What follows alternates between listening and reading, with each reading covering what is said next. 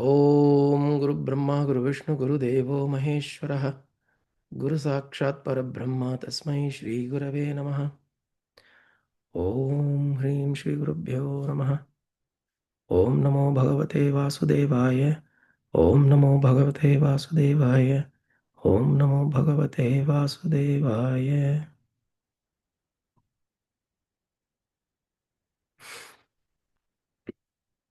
Okay. एकस्त्वम् एव भगवन् इदमात्मशक्त्या मायाख्ययोरुगुणया महदाद्यशेषं सृष्ट्वानुविश्य पुरुस्तद्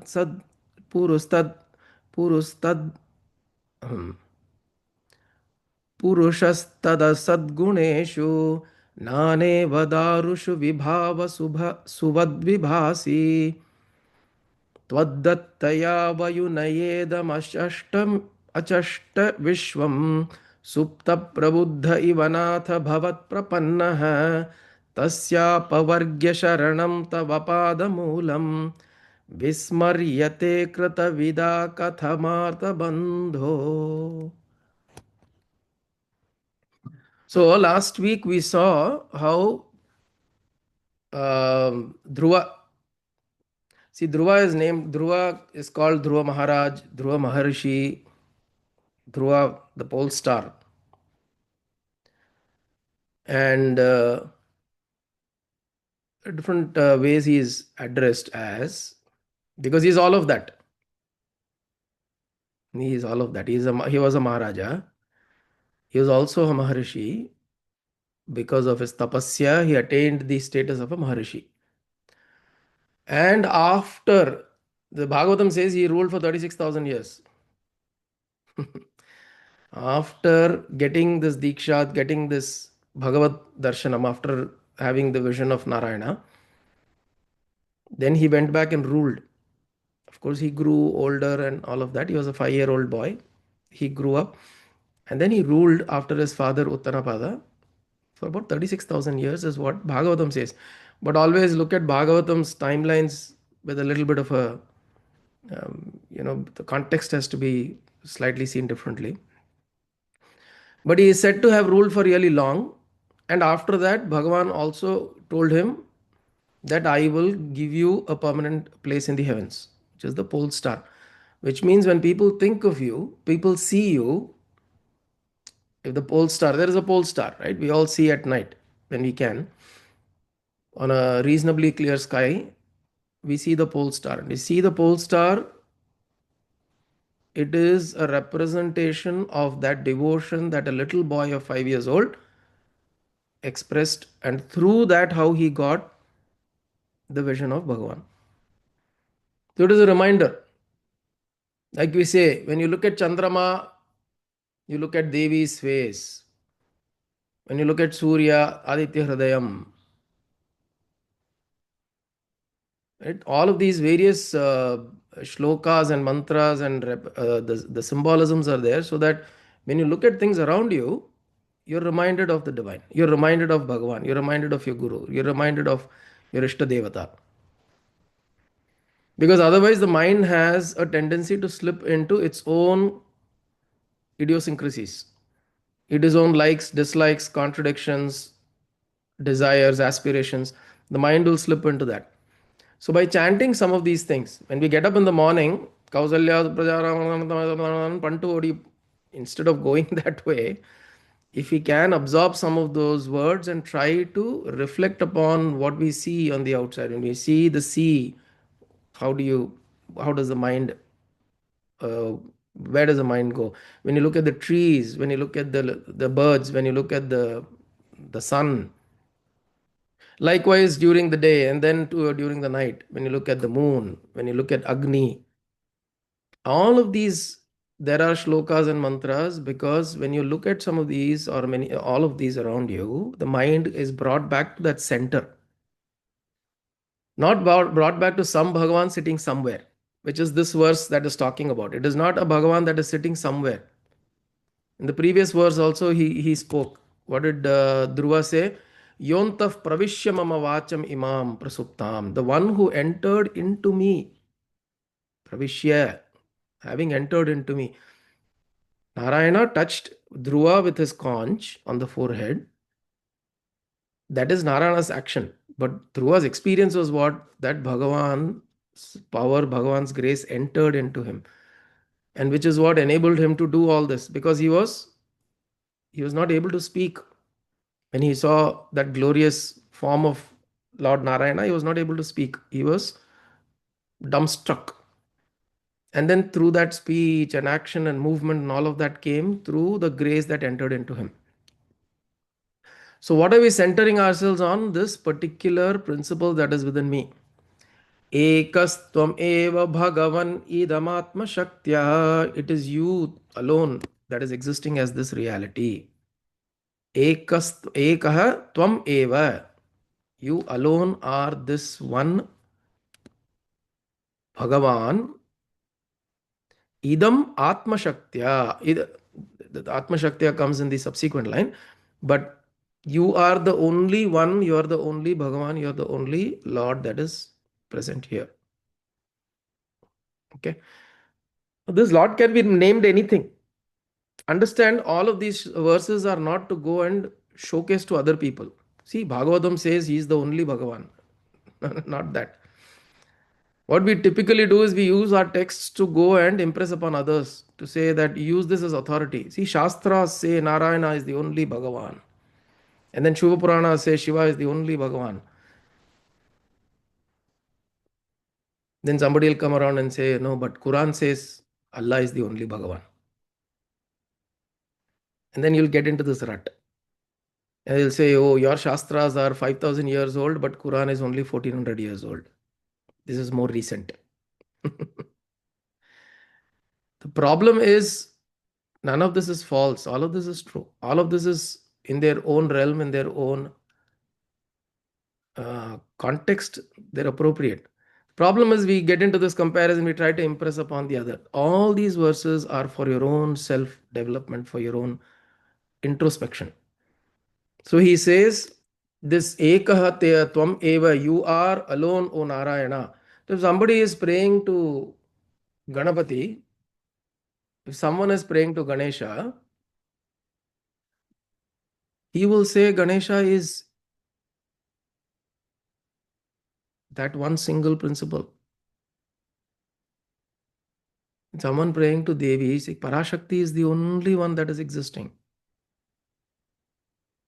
He was initiated by Narada into the Dvadasakshara mantra. Om Namo Bhagavate Vasudevaya. He was initiated into that. So for him, Vasudeva, Narayana, is the ultimate, is the para. So whatever is that para, you look at it and say, you alone are. But this is also possible. Today morning, you are getting up and you're feeling that I want to pray to Narayana.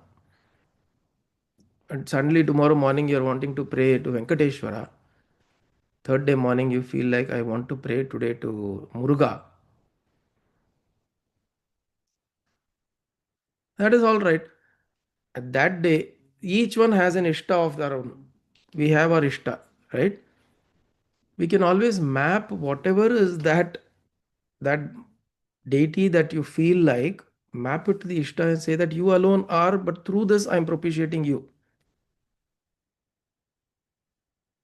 Like how in Ishavasya Upanishad he says, Hiranya patrena satyam syapi hitam mukham. Remove that patra or that golden disc that you are covering your face with, O Surya. That is, show me the real Surya. Show me the real self. Hiranmayena patrena. Satyam syapi hitam mukham. Remove that Hiranmaya patra, the golden. So when you're looking at the sun, the Rishi is saying that sun, that golden disc that I'm seeing is not the real you. It is a face that you're carrying. Show me the real you. In the same way, when you're thinking today morning, I want to get up and I think of Venkateshwara, so beautiful. Srividya, if you've gone to this temple here in Jebel Ali, look at the Venkateshwara, how beautiful he is, right? That smile. It's very rare to see that Venkateshwara had such a smiling face. Generally, stern or he doesn't let out a smile so easily. But இந்த year Prasanna Venkateswara அவர் தனியா இருக்குல்ல. இது பிரசன்னா அது எங்க இருக்காரு?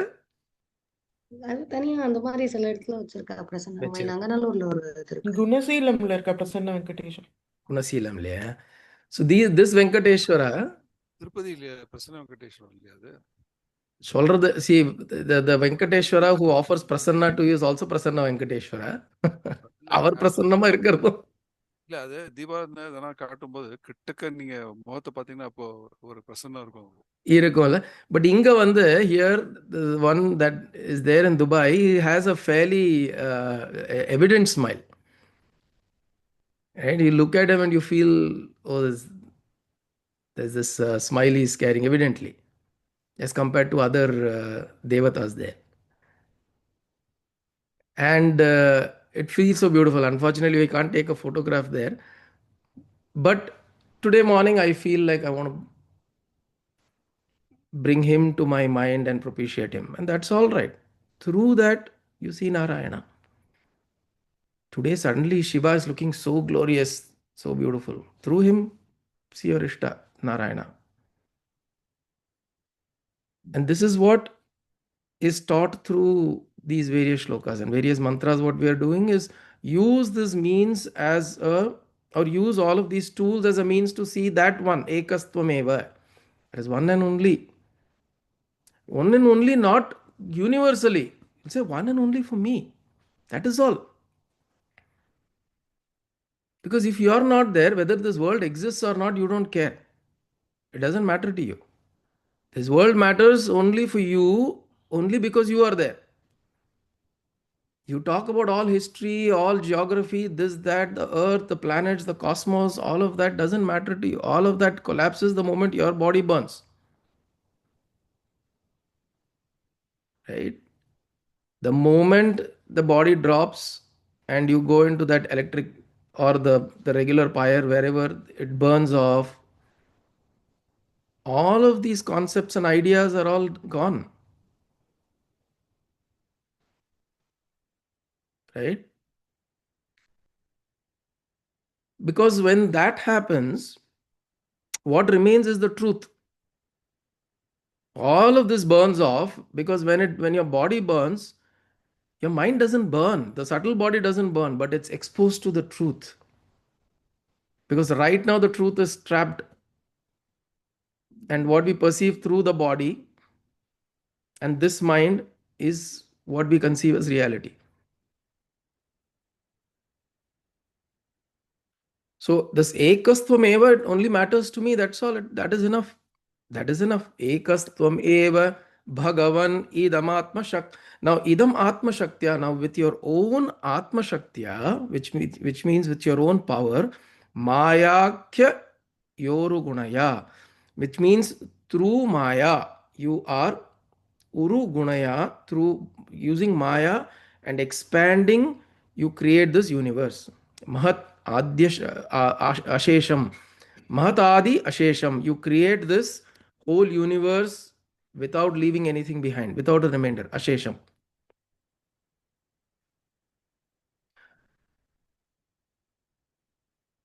Ashesham means nothing is left out, which means you pervade everything that exists.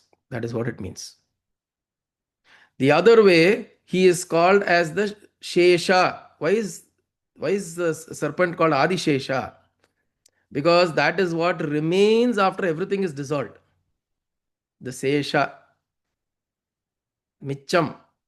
Tamil, there's a word called Micham. Whatever remains, that is what he is called the Sesha, and we are called the Seshi. Seshadri. He is called the Sesha, and we are called the Seshi, which means we are the ones that form this material universe, and he is the one that remains after everything is dissolved. This idea is represented differently in different, even within our tantric cultures, etc., is represented differently. This idea. What remains after everything is gone? Smashana. The idea of Smashana is that Shiva dancing the Rudra Tandava, Ananda Tandava is essentially what? In the crematory ground, wearing bhasma, What is the representation there? That after everything is dissolved, everything is destroyed, becomes bhasma, he alone remains. He is the Sesha.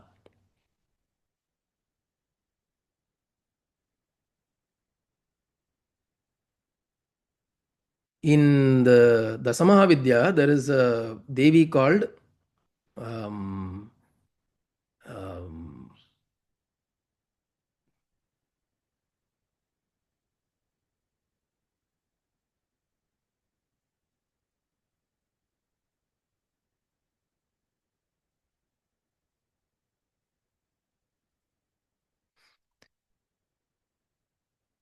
I forget her name. Kali Rama Vidya Shodashi Bhuneshwari Dhumavati. Dhumavati. Dhumavati Devi is essentially the smoke that remains even after consuming Shiva. So she consumes Shiva and she remains. The form of Dhumavati is shown as a widow. Dhuma, it's a smoke that remains after everything is burnt off.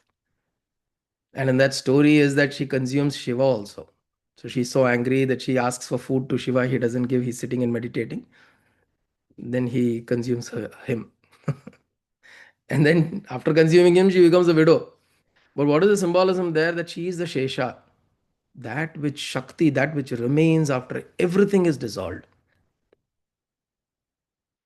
But when he enters, and the same idea is there in even Purusha Suktam. Tripadasya mritam divi padosya vishwa bhutani tripadasya mritam divi padosya vishwa bhutani. In the world, he comes, only a quarter part of him comes into the world. Rest of it is transcendent. The idea of immanent and transcendent is presented there. Means he enters, everything that is here, he is entered. But he still remains transcendent. There is an aspect of him that remains transcendent, the Sesha. So here he is saying that you have entered everything through Maya, through this creation that is called Maya, illusion. Maya means illusion. Maya means, one way of looking at the word Maya is Yama Sa Maya, which means that which is not there is Maya. That means that which has been created. Simply saying that which has been created is Maya. That which is uncreated is beyond Maya. That is Brahman. That is Sadashiva. That is Narayana. The uncreated remains. The creation is through Maya. The process of creation. Because the process of creation needs to happen when there is movement. When it is achala. When it is achala, there is no movement, it remains as Sadashiva. But when some movement happens, that aspect that generates that movement and through which everything creation happens is called Maya. Now, this definition of Maya is very different. In the Advaita principle, Advaita philosophy, Maya is defined as illusion, or um, it is something that covers the truth or reality. Maya Shakti, Avarana Shakti, and Vikshepa Shakti. This is how Advaita philosophy presents it, which means it is Avarana, it is covering, and Vikshepa it's covering. Avarana it's covering, Vikshepa is it's projecting. So it's covering the truth and projecting unreal. But you look at Vishishtadvaita, it looks at it slightly differently. It says that what you are seeing is not reality. What you think is Bhagavan is not Bhagavan. There is a reality because you're seeing through the conditioned organs of perception. So Mayaru Mayakhya Yoru Gunaya Mahadadya Shesham. When you Bhagavan Ekastvameva Bhagavan Idamatma Shaktya Mayakhya Yoru Gunaya Mahadadya Shesham, you enter this creation and does not leave anything behind, which means the whole creation is from you, it is an aspect of you, and you are in it. Unlike the Christian theology says the Father in heaven has created this earth.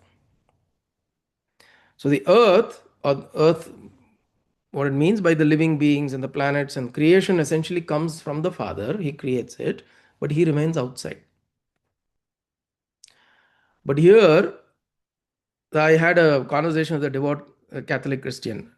She's making a reference to the Bible, and I was saying, this is one subtle difference. There, the Father or the Creator is shown as though he's sitting outside. But here, the Creator is present in everything that he has created. Which is why, for several people, if you take a rock and you worship, it's considered as pagan worship. Right? You're worshipping objects, you're worshipping beings, you're worshipping natural nature and forms. You have to worship something which is higher, because creation is in the material realm, creation is lower, creator is higher, which is true. But how do you access the creator? How do you access the creator? Accessing the creator is only through the creation. Right? How do you today, right now, if I say meditate and think about Bhagavan, what is your faculty that's available to you? What is the tool that is available to you? It is your body and your mind. You cannot say that, this is Maya, this body and mind are all unreal. Then what is your what is the tool that you have to think about Bhagavan with? It is through creation you try to understand the creator or the creator principle. So as much as we say this is either Maya or unreal or illusion or whatever, but right now it is real. Like a guru once said, somebody asked, Gurudev, is this world real or unreal? Or he said, is this a world real or a dream? And the guru said, it is a dream, but the dream for you is real. The dream for you is real. In the dream, if you're falling off a tree, you will shout, Ayyo, Amma, Pattudte, you will shout. The waking you is not going to come and tell, listen, you are in a dream. Why are you shouting? No, in the dream, it is real for you. Likewise, right now, this is real. The only way for you to access the beyond is through what you have as real now. And one of the mistakes that many people did at some point was to disregard this, which is why Tantra came. The whole idea of Tantra was essentially to regard your body, your mind as a temple, as a place where you actually invoke the divine. Through prana pratishtha, through your various rituals that you do, you invoke the divine, because this is now a temple. This is a place where you can invoke the divine. They made this possible through the ideas of Tantra. And when you do that, then you know that this is required.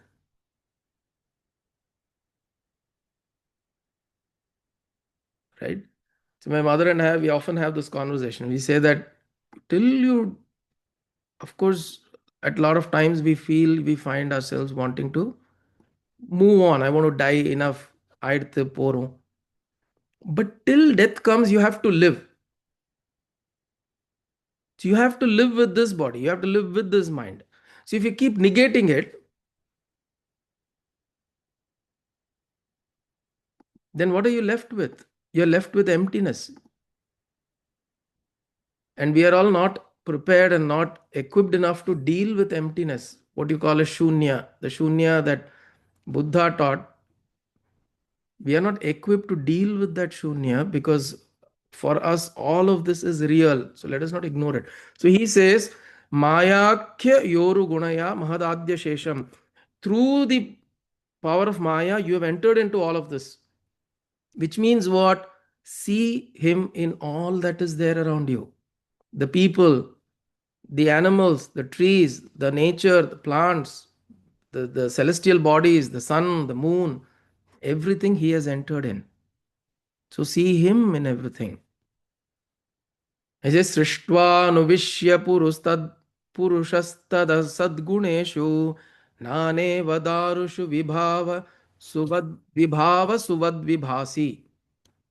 So he says, you have entered this into this, and you are the one appearing as many in this in a way as how the same fire naneva darushu, in different pieces of wood, how fire manifests differently, you are manifesting differently, you can be invoked differently, which is why I can have a rock and put eyes and eyeliner and a tika and mukuti and call her Devi, call that rock as Devi. I can have the same rock being called as Narayana. I can have the same rock being designed into Krishna. What is the fundamental ingredient there? It's a rock at the end of the day. When you go and stand in front of the temple, go to so many kshetras in the world, or in India, go to all the kshetras, what are you looking at in the temple? You're either looking at metal, Panchaloka, or you're looking at rock. The கல்லு பார்த்து காலில் விழுந்து, oh, and we are doing all of that. What are you looking at? Rock. It is essentially rock. What have we done? We have invoked a particular principle into that rock, which means he is present in that rock. Doesn't mean he is not present in any other rock. He is. That is the point. The point is he is present in any other rock. When you bring we all went to Uttar Kashi. Several of you picked up the stones from the Ganga, and you said that is now Shivalinga. You've put the Nama, you've put the the three Namas and I, and we call it a Shivalinga. What was it till you did that? It was just a stone lying there. It was just a stone on Ganga, but now suddenly it has become Bhagavan. It has become Sadashiva. What happened? You invoked it. Now, what it means, this verse means that you have the power to invoke Bhagavan wherever you want. Wherever you can, you should invoke. We cannot say some Bhagavan has to come to me, which means you have not put enough effort into invoking him.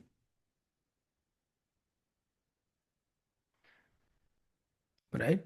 So the whole process of invocation, now the previous verse was where he says, you have entered into me, O Bhagavan, and you've given me all this access to be able to express myself. And now here he's saying, not just me, I see around you are in everything. You've not just entered me, you've entered everything around here. So if you notice the document I've put, I have mapped each verse to one syllable or one bijakshara of the Dvadasakshara mantra. So the first one represents Om. Because the sound of Om is what enters into a Shabdasparsha, Rupa Rasagandha. Of the five Tanmatras, Shabda is the first thing that enters into us. When a child is born, they beat the child to make out sound first. That is the way you know the child is alive. Life comes in the form of sound first. The Big Bang happened first. Om. So that sound is entering. Yontaf Pravishya. How did Bhagavan enter Dhruva? Through sound. What did he keep on his forehead? The conch. Conch is representation of sound. Conch is representation of the Omkara. If you hold the conch near your ears, you will hear the sound of the waves. And what is wave? Wave is the sound of Om. Om. Om. A sinusoidal wave. U, ma. So in the first verse, he is invoked through sound. He's saying, Bhagavan comes into me, came into me in the form of sound. And then when all my indriyas and all my organs and faculties have now awakened, Now I see Bhagavan is everywhere. Through Maya, he is entered that one single principle through Maya, Ekastvameva Bhagavan.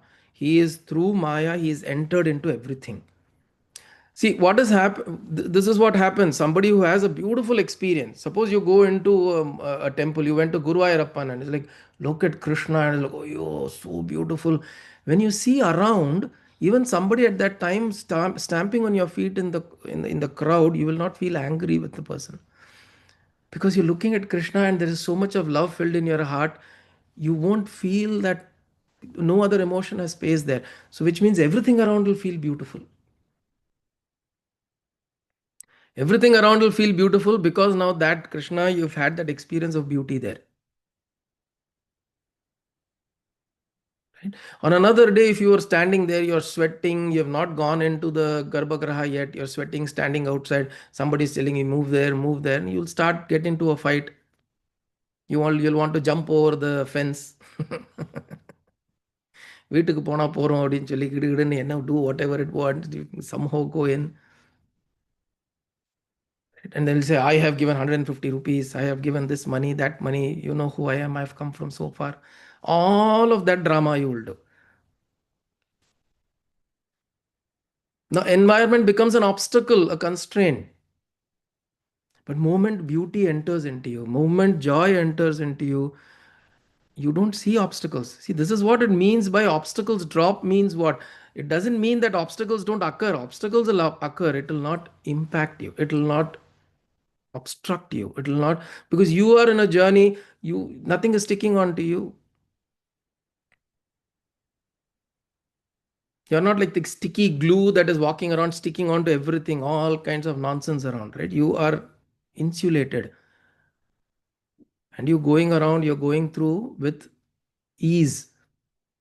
So now Dhruva is having the experience that now everything that he sees around is so beautiful. Because why? Bhagavan, he feels, has entered into him.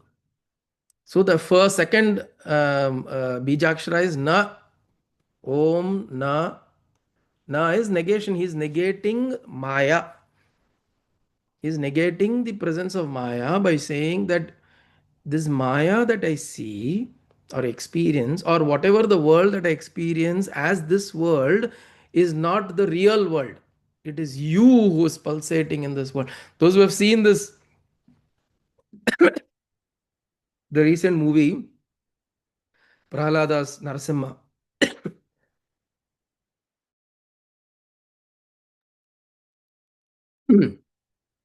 After he has the scene is shown that he is on the beach and he has this beautiful vision of Narayana. You know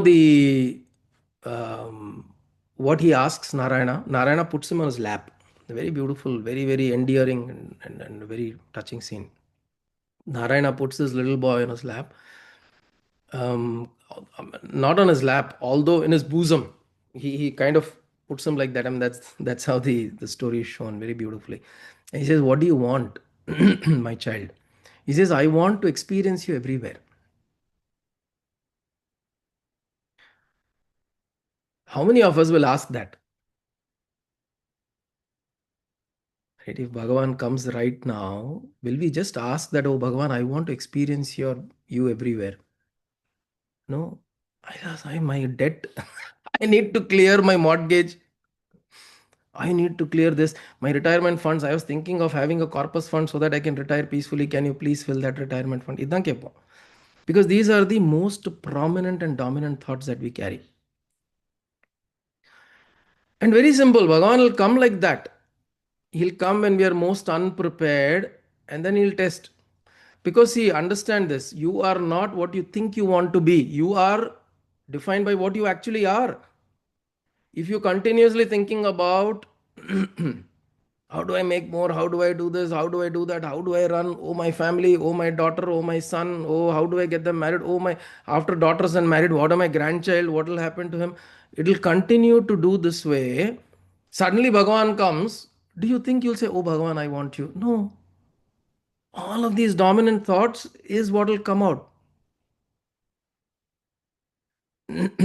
But in your prayers, when you sit down and chant in the morning, you'll say, okay, when Bhagavan comes, I'll ask him these 5 things. You'll not be able to. Like Dhruva himself was not able to open up his mouth. He's stunned. See, if a creative principle or some great power comes in front of you, by whatever grace of some janma you have, and you end up asking stupid things,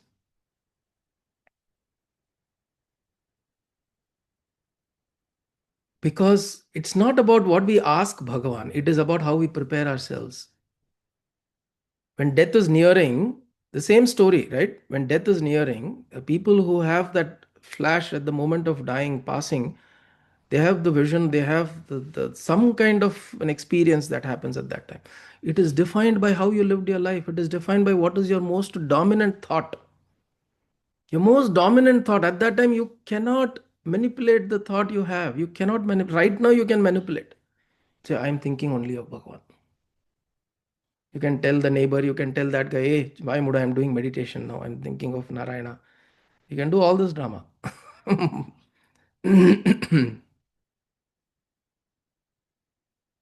That is why he's called Yama. Death is called Yama. Yama is a regulator.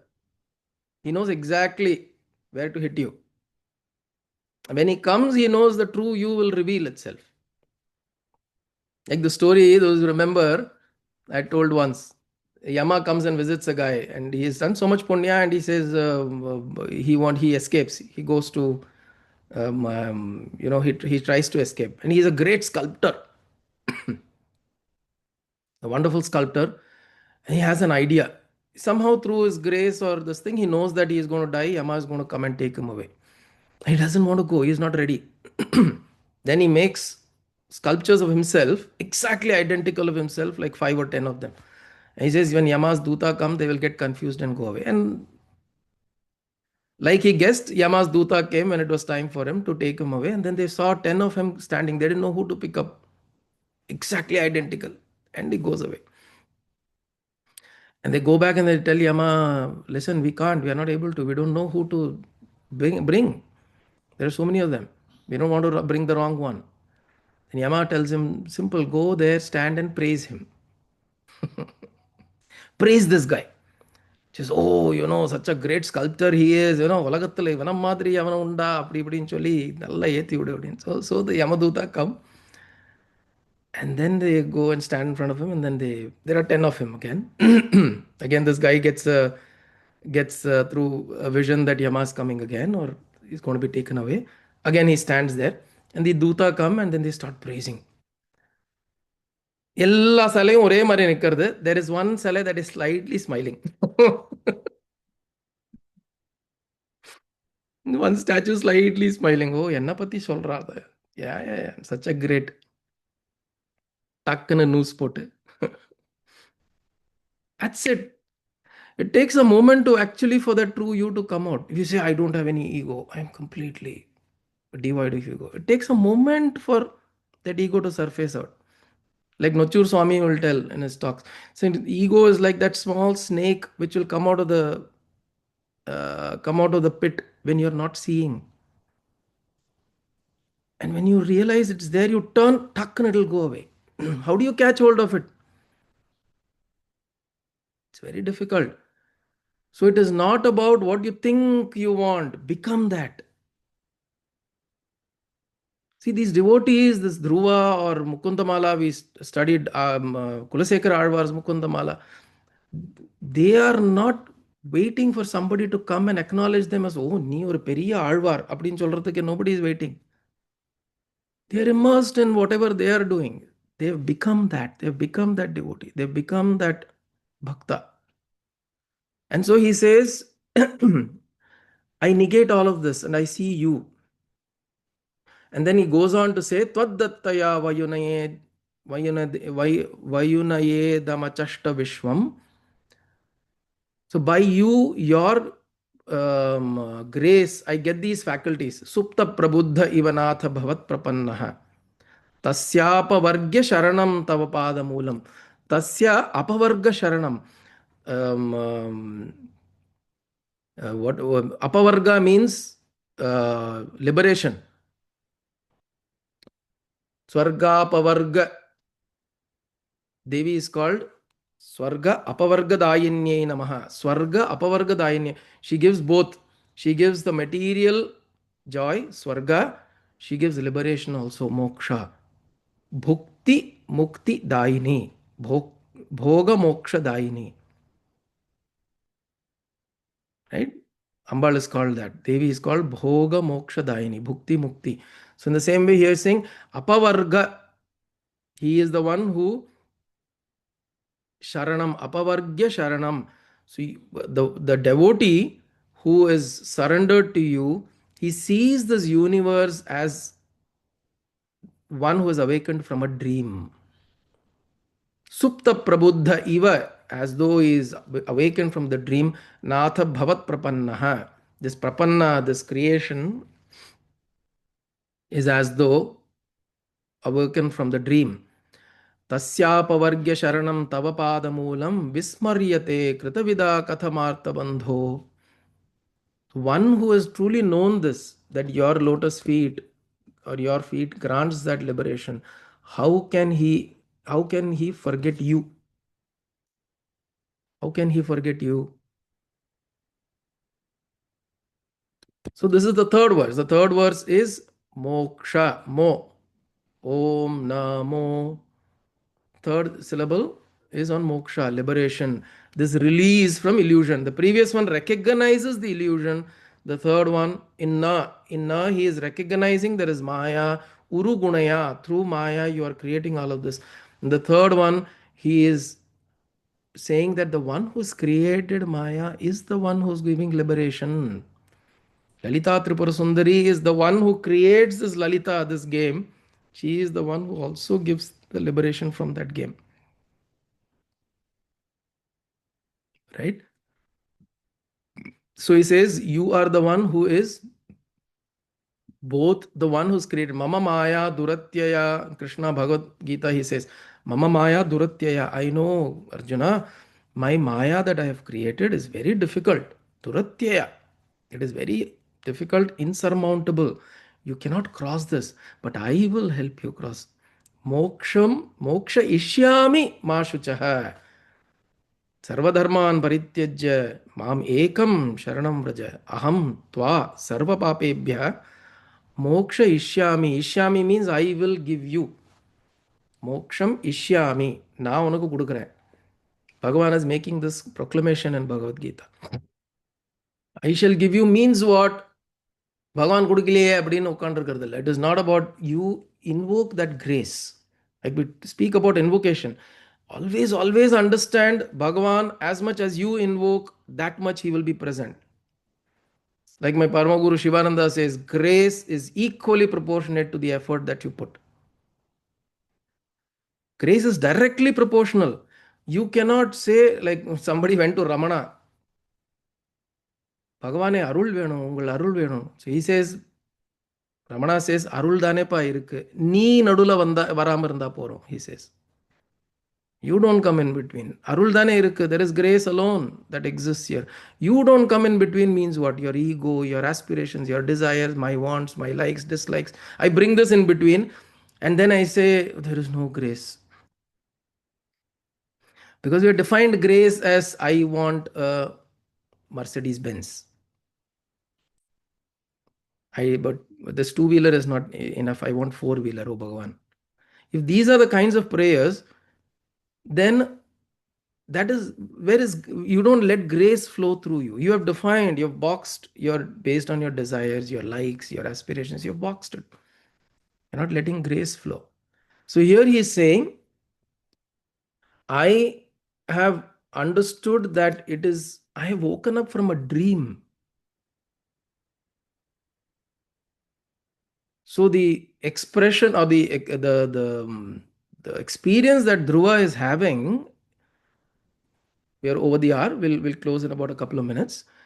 Dhruva, the experience he's having is that he has now woken up from a dream.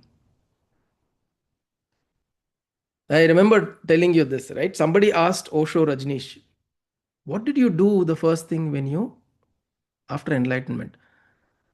This experience, that intense experience of enlightenment you had. He said, I laughed. He laughed. And he's like, why? The people around him are asking, why are you laughing? So because I saw the fallacy, the stupidity, the futility of all that I was doing for so many lifetimes. I was doing austerity, I was standing on one foot, I was hanging down from a tree, I was doing bhajans, I was doing puja, I was doing rituals, this, that, or the other, and I was looking at it and saying, oh Lord, it's always been here, it is always here. You see the futility of it, but is it not required? Yes, it is required. But then when you get there and wake up, he says that, this is like a dream. The whole thing was like a dream. So this dream, he is now, so he is showing that Maya that you experience is like what you experience reality in a dream. Right now, you're experiencing this as reality. This is real in a context. In a particular context, this is real. In a different context, this is not. It is not what you think. You are not suffering in this body and mind. You are not. இது எவ்வளோ சொன்னாலும் யாருக்கும் nobody will get it. Nobody will get the fact that you are not suffering in this body and mind because you are not this body and mind. How much ever any psychologist or anybody comes and tells, we will not be able to acknowledge and accept it because it is so real for me.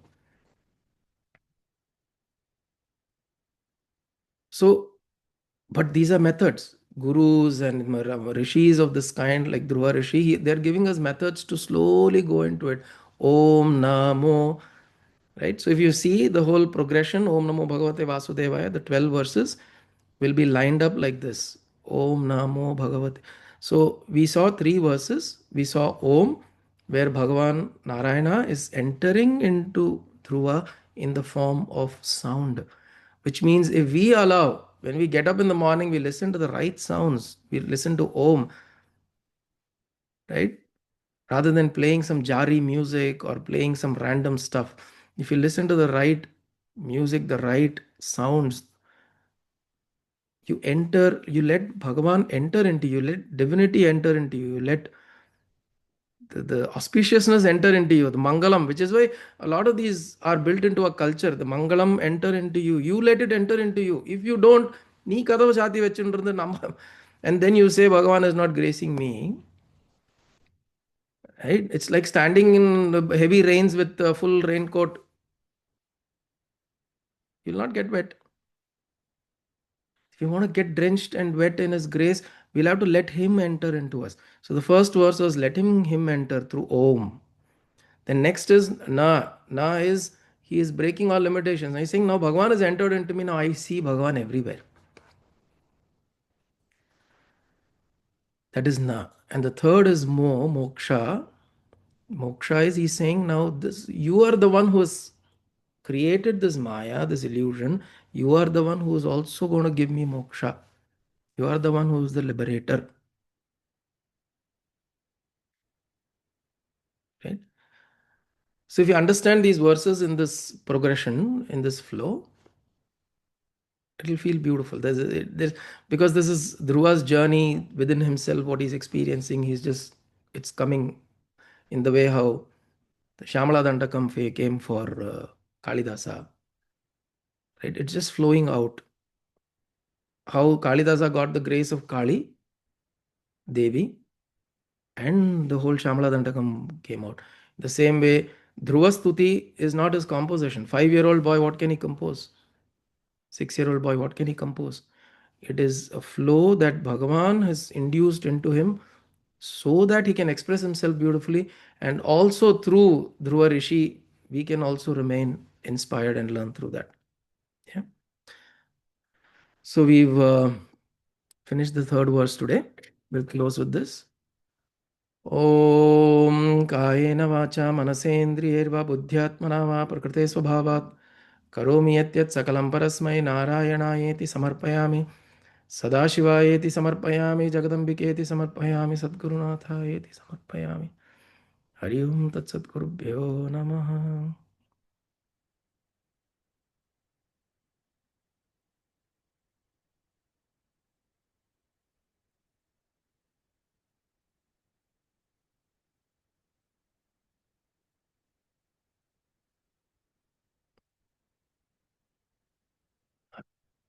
Vasudeva. Hari Om.